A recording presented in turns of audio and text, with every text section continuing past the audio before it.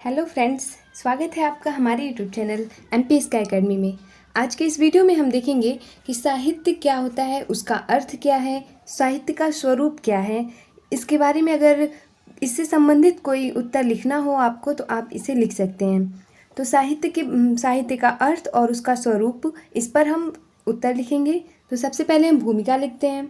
भूमिका में लिखेंगे किसी भाषा के वाचिक और लिखित यानी कि जो शास्त्र समूह होता है उसको कहते हैं, को साहित्य कह सकते हैं। दुनिया का सबसे पुराना वाचिक साहित्य हमें आदिवासी भाषाओं में मिलता है। आसान शब्दों में कहा जाए तो साहित्य समाज का वह आईना है जिसमें हम समाज को देखते हैं, अर्थात यह मानवीय जीवन का चित्र होता है। कहने का मतलब ये है कि जो भी हम बोलते हैं या फिर लिखते हैं उन सभी को हम साहित्य कह सकते हैं। जो सबसे पुराना वाचिक साहित्य होता है वो आदिवासी भाषाओं में मिलता है, और साहित्य जो होता है वो इस समाज का आईना होता है जिसमें हम समाज को देखते हैं। साहित्य में हम समाज को देखते हैं। तो अब इसके बाद सबसे पहले नंबर पे हम हेडिंग डालेंगे साहित्य का अर्थ। साहित्य के अर्थ में लिखेंगे साहित्य शब्द का विग्रह दो तरह से किया जा सकता है। साहित्य बराबर हम लिख सकते हैं सधन हित बराबर सहभाव, अर्थात हित का साध्य होना ही साहित्य है। यानी साहित्य, ये इसका संधि विच्छेद अगर हम करेंगे तो सधन हित होगा। इसका मतलब होता है सहभाव, अर्थात हित का साध्य होना ही साहित्य है, जिसमें हित हो। साहित्य शब्द अंग्रेजी के लिटरेचर शब्द का पर्याय है। साहित्य के व्युत्पत्ति परक अर्थ के अनुसार साहित्यस्य भावः साहित्यम, अर्थात जिसमें हित की भावना सन्निहित हो वही साहित्य है। दूसरे नंबर पे हम हेडिंग लिखेंगे साहित्य का स्वरूप।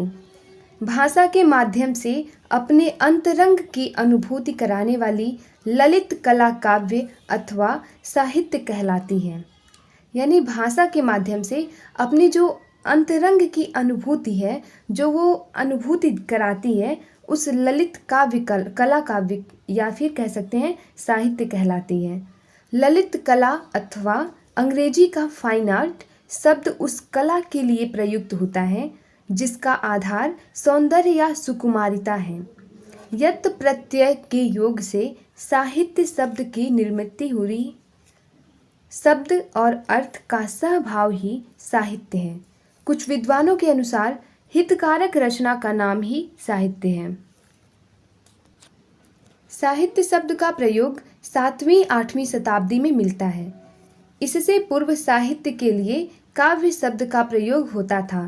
भाषा विज्ञान का यह नियम है कि जब एक ही अर्थ में दो शब्दों का प्रयोग होता है तो उनमें एक अर्थ संकुचित या परिवर्तित होता है।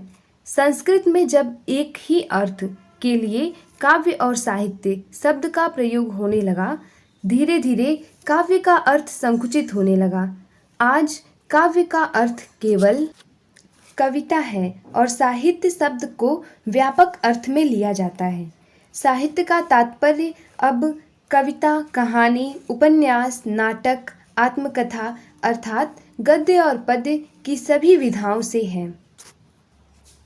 तो इसका अर्थात ये हुआ कि जो काव्य है, पहले साहित्य के लिए काव्य शब्द का ही प्रयोग होता था, लेकिन जब एक ही अर्थ में दो शब्दों का प्रयोग होता है तो उसमें से एक का अर्थ जो है वो संकुचित या फिर परिवर्तित होने लगता है।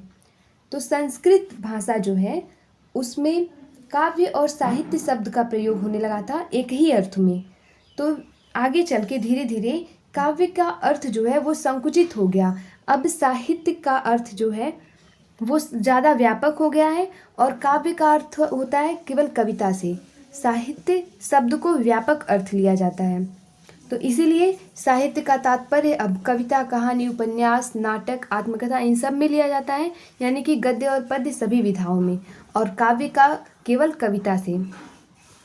अब साहित्य की परिभाषा देखते हैं। साहित्य को परिभाषित करने का विभिन्न विद्वानों ने प्रयास किए हैं। संस्कृत, हिंदी और अंग्रेजी विद्वानों द्वारा दी गई परिभाषाओं का विवेचन निम्न है। संस्कृत विद्वानों द्वारा प्रस्तुत साहित्य की परिभाषा।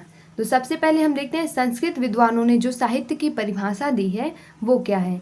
तो संस्कृत विद्वानों द्वारा साहित्य की जो परिभाषा प्रस्तुत की गई है वो इस प्रकार है। संस्कृत के विद्वान हैं आचार्य भरत मुनि। उन्होंने कहा है, आचार्य भरत मुनि के नाट्य शास्त्र में साहित्य का प्रसंगवश विश्लेषण हुआ है। यद्यपि नाट्य शास्त्र का प्रमुख विषय नाट्य है। इन्होंने लिखा है, मृदु ललितम पदार्थ गुण शब्दार्थहीनम जनपद सुखबोध्यम युक्तिमनत्य योज्यम बहुकृत रसमार्गम संधि संधान युक्तम स भवति शुभ काव्यम नाटक प्रेक्षकाणाम। उसके बाद कहा है भामह ने, ये भी एक संस्कृत विद्वान है। आचार्य भामह अपने ग्रंथ काव्यालंकार में साहित्य की परिभाषा देते हुए कहते हैं, शब्दार्थौ सहितौ काव्यम। भामह प्रथम आचार्य हैं जिन्होंने कहा शब्द और अर्थ का सहभाव ही काव्य है। आचार्य विश्वनाथ क्या कहते हैं? तो आचार्य विश्वनाथ ने साहित्य की परिभाषा देते हुए लिखा, वाक्यम रसात्मकम काव्यम। वे साहित्य दर्पण नामक ग्रंथ में कहते हैं रसयुक्त वाक्य ही काव्य है, यानी वे वाक्य जो रसयुक्त हैं वही काव्य हैं। अर्थात रसयुक्त वाक्य ही काव्य है, यानी कि जिस रस जो होता है, जिस वाक्य में रस है वही काव्य है। इसके बाद देखते हैं ख नंबर पर, हिंदी विद्वानों द्वारा प्रस्तुत साहित्य की परिभाषा। हिंदी के विद्वानों ने साहित्य की क्या परिभाषा दी है वो। हिंदी के विद्वान के अनुसार साहित्य की विभिन्न परिभाषा प्रस्तुत की गई है, जो इस प्रकार है। आचार्य महावीर प्रसाद द्विवेदी जी कहते हैं, जो प्रभावशाली रचना पाठक और श्रोता के मन पर आनंददायी प्रभाव डालती है कविता कहलाती है। इनके अनुसार काव्य में विलक्षणता होती है जिसमें आनंद निर्माण की क्षमता होती है।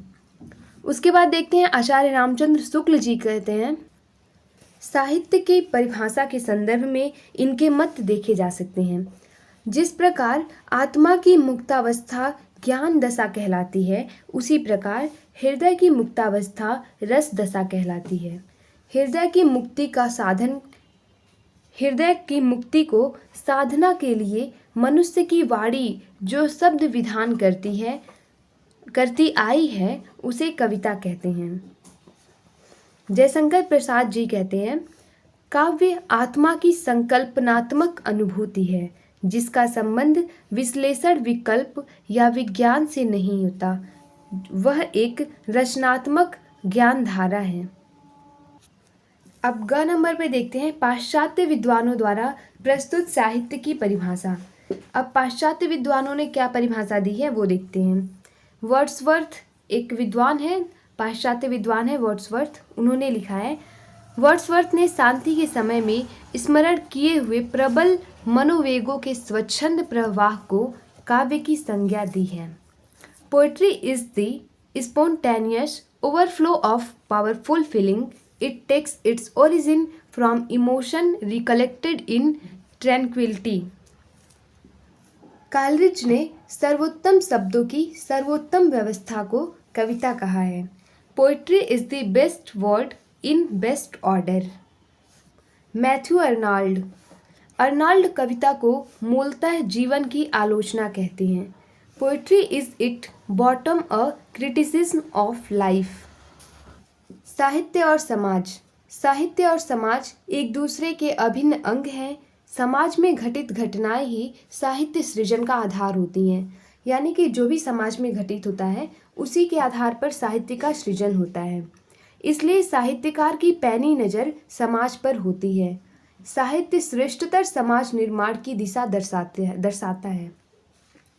साहित्य सत्य का चित्रण करता है, उस सत्य का जो मनुष्य के हित को संपादित करे, यानी कि साहित्य में बिल्कुल एक बेहतर समाज निर्माण की दिशा दर्शाता है साहित्य। और साहित्यकार की जो नज़र होती है वो बिल्कुल समाज पे होती है और उसी को देख करके वह साहित्य का सृजन करता है। अब देखते हैं साहित्य और राजनीति। साहित्य समूचे समाज से जुड़ा हुआ है। साहित्य जिसका एक अनिवार्य अंग राजनीति है, इसलिए राजनीति से उसकी दूरी अस्वाभाविक है। प्रेमचंद ने साहित्य और राजनीति के अंतर संबंधों को स्पष्ट करते हुए लिखते हैं, साहित्य राजनीति के आगे आगे चलने वाली मशाल है जो राजनीति का पथ प्रदर्शित करती है। तो इस तरह से आप साहित्य से रिलेटेड अगर किसी भी तरह का प्रश्न पूछता है तो आप इस आंसर को लिख सकते हैं। अगर आपको कोई भी चीज़ें समझ में ना आई हो तो आप कमेंट करके पूछ सकते हैं। धन्यवाद।